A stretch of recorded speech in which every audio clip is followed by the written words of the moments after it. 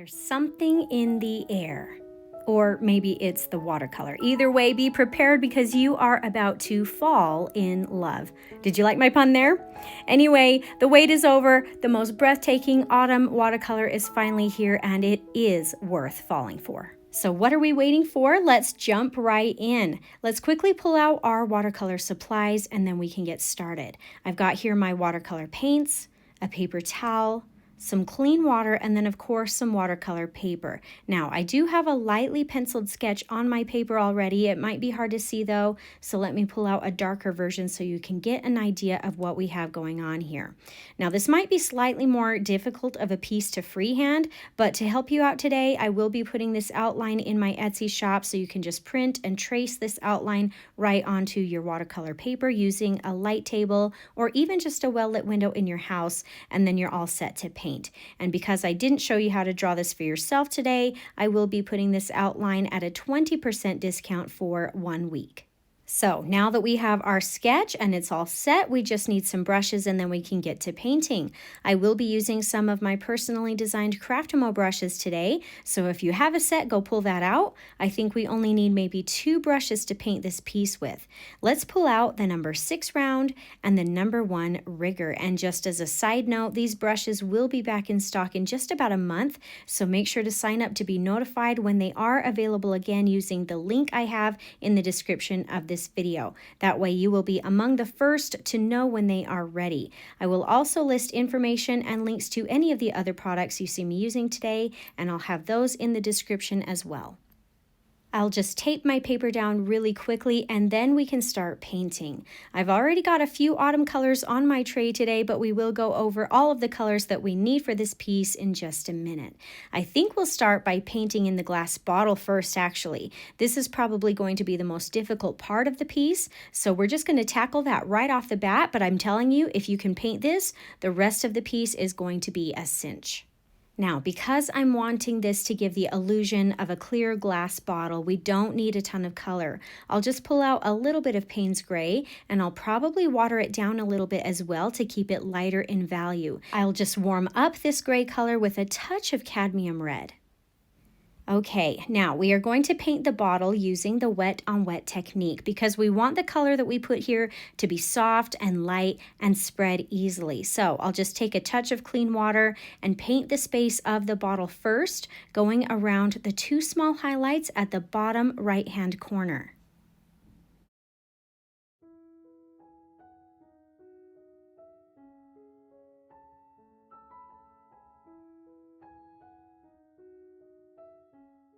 Now I'll just take a touch of the gray color and start spreading that throughout the bottle. Let's just start with a small amount of color first. We can always add more later if it needs it. I'll paint this color along the left side of the bottle first, maybe leaving a small reflected light or highlight area in there.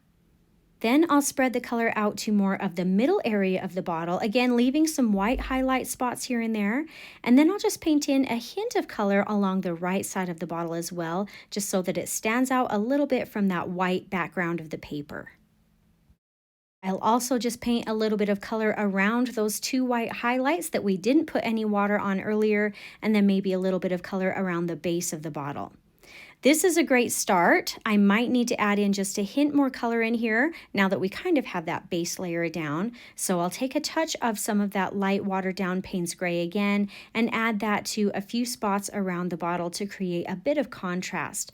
The biggest thing is to remember to leave some areas that are more light for those highlighted spots. Keep the colors fairly light in value so that it does look like a clear glass bottle. But I think probably the hardest thing to do is knowing when to call it done and not overdo it too much. The good news is that the leaves that we paint in later are really more of the focal point to this piece, and we will be painting some little branches in this bottle area later, so even if you feel like your bottle isn't perfectly done right now, it will all be put together in the end. So if you start feeling discouraged with how the bottle looks or something, don't give up on the painting yet. Go ahead and finish it off, and I think you will like the results in the end.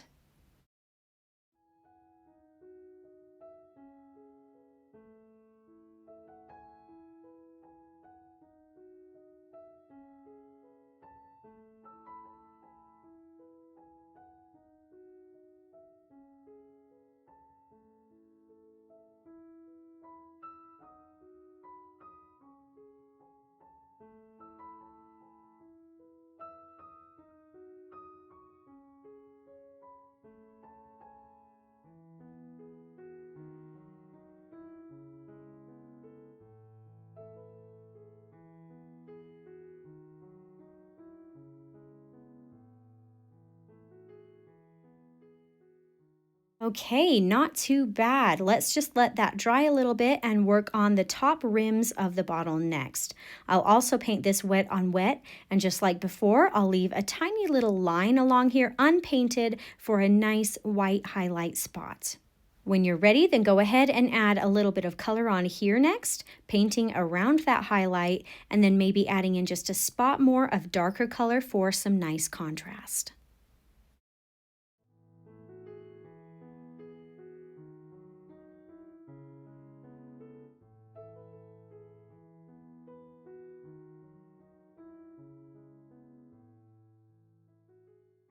All right, great job. Let's go ahead and paint this second rim in the same way. I hope you are enjoying the tutorial so far. Autumn time is my absolute favorite time of year. Painting fall leaves and trees in such nice rich colors is just so much fun for me. If you are enjoying my painting and teaching style, I hope you'll subscribe if you haven't already. That way you won't miss out on some awesome upcoming Christmas tutorials in just a couple of weeks.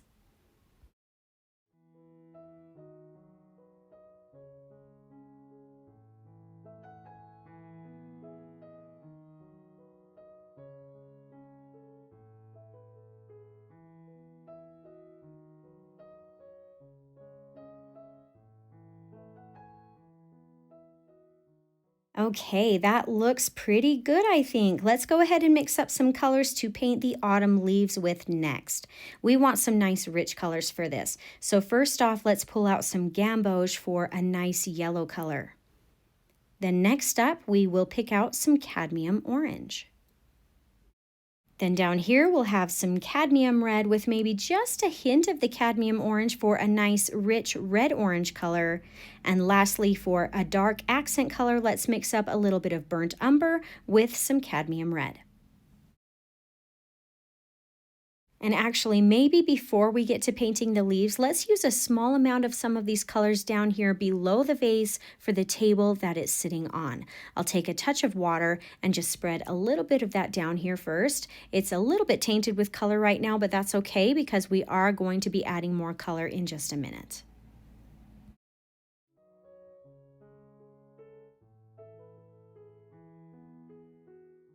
Now I'll take a touch of color, maybe the red-orange, and just spread that out a little bit into this watered down area. It doesn't need to be too dark, just a tiny bit of color here.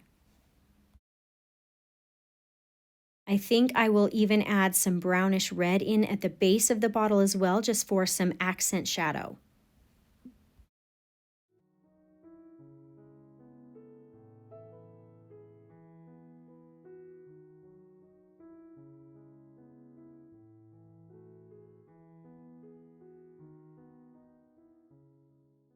I don't know, that doesn't seem to be quite dark enough for me, so maybe I will try a little bit of black or some Payne's gray and add that in here too.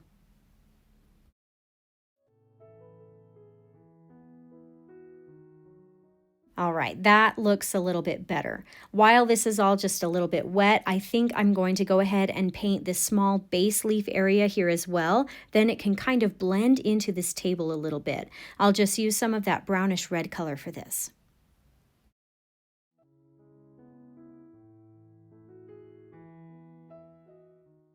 Okay, now let's go ahead and move up to the main leaves next.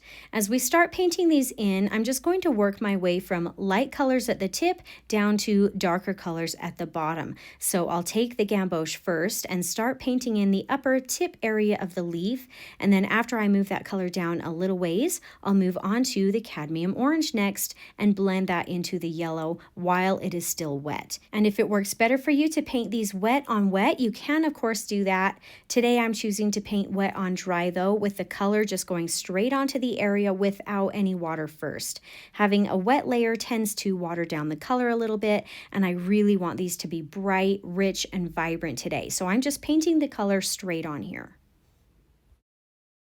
But now that I have some yellow and orange on here, I'm going to go ahead and move on to the red-orange color next. Again, blending that in gently with the previous colors. Something that I think adds a bit of character to this piece is the rough, jagged edges of the leaves. I'm really trying to emphasize the look of this around the edges, and actually the wet on dry paint is creating an even more block look to this instead of it just being perfectly blended, which I kind of like for today. It really adds that extra character. The good news with it being a little bit rough looking is that you can work a little bit quicker, letting the paint be a little bit more free and loose.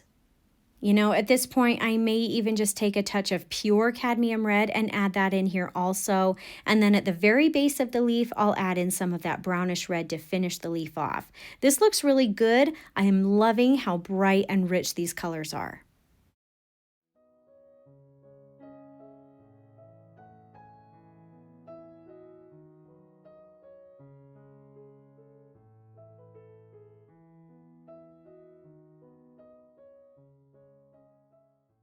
Now, as a side note, some of these leaves have some extra little lines or longer points to the tips. There may also be some thin branches or splatter marks here and there as well. To paint these in, I'll just use that nice thin rigger brush and paint in any areas with colors that match the best. Again, this kind of adds just a fun rustic look to the piece and creates a really fun contrast between the jagged leaves and then the smooth, soft face.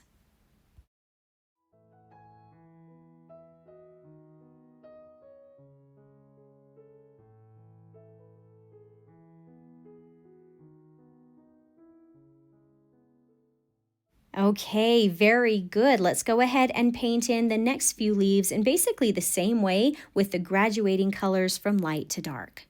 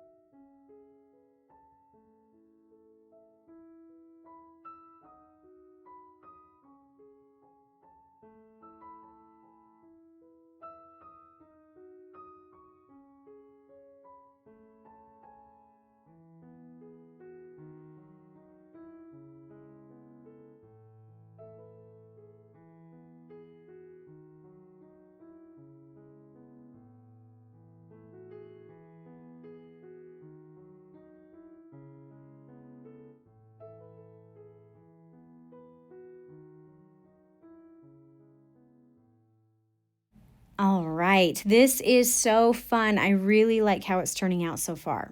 Now, with the next leaf, I'm going to paint in, because it's touching and underlapping another leaf here, I don't want the colors to be exactly the same, or the two leaves are just going to blend together. So I'll paint this in the same way as before, but this time I'm going to water down the colors a little bit so that the leaf is just a tad lighter in value than the others.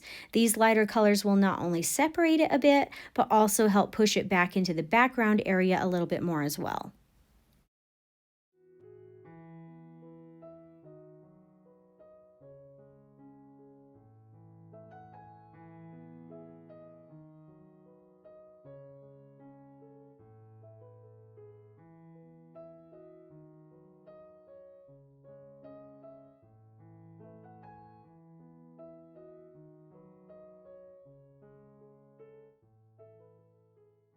Now I'll just paint in the two last little leaves left on the page, as well as any lines or dots that I might have missed, and then we can move on to the last step, which will be painting in the branches.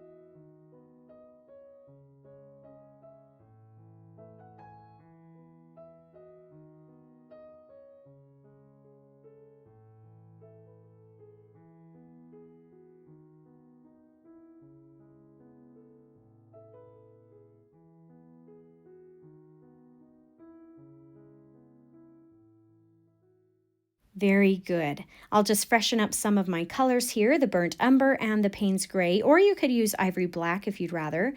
And then I'll just take a touch of the burnt umber and the number one rigger and start painting in the thin branch lines amongst the leaves.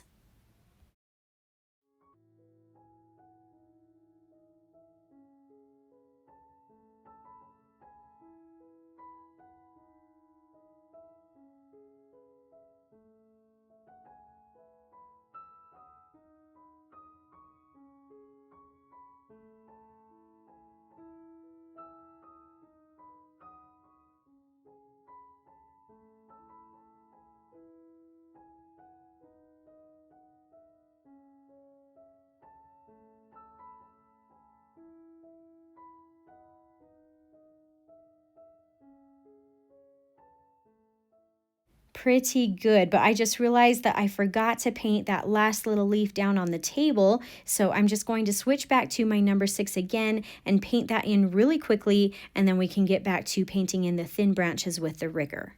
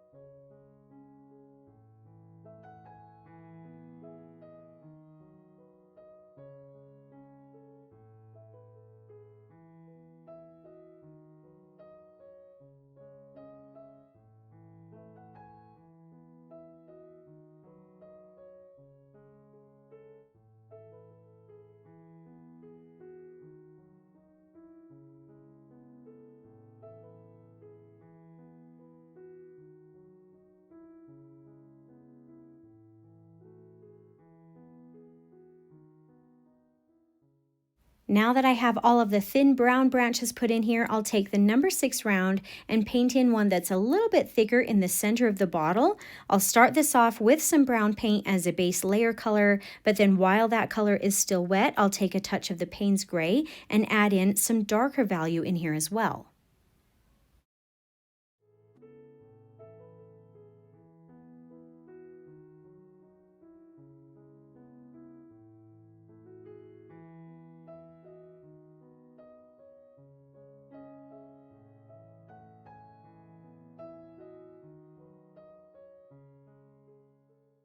Okay, the very last finishing touch we need to add to this piece are some nice thin vein lines among the larger leaves. Now I don't want these to be too dark or obvious, so I'm just going to use maybe some brown or red for these along with the rigger brush.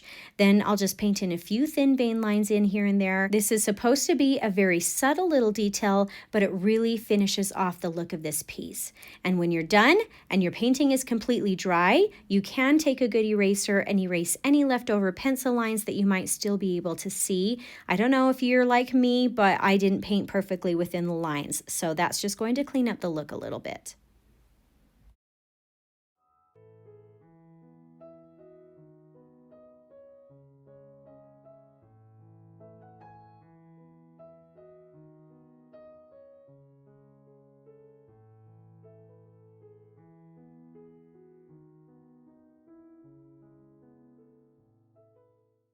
Well, friends, I think that is it for this stunning autumn watercolor painting. I hope you fell in love with it.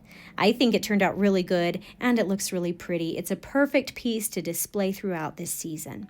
Thank you so much for joining me today. I hope you had some fun and maybe even learned something new. If you did enjoy this tutorial, I hope you'll consider subscribing to my channel so I can continue to help you discover your artistic side.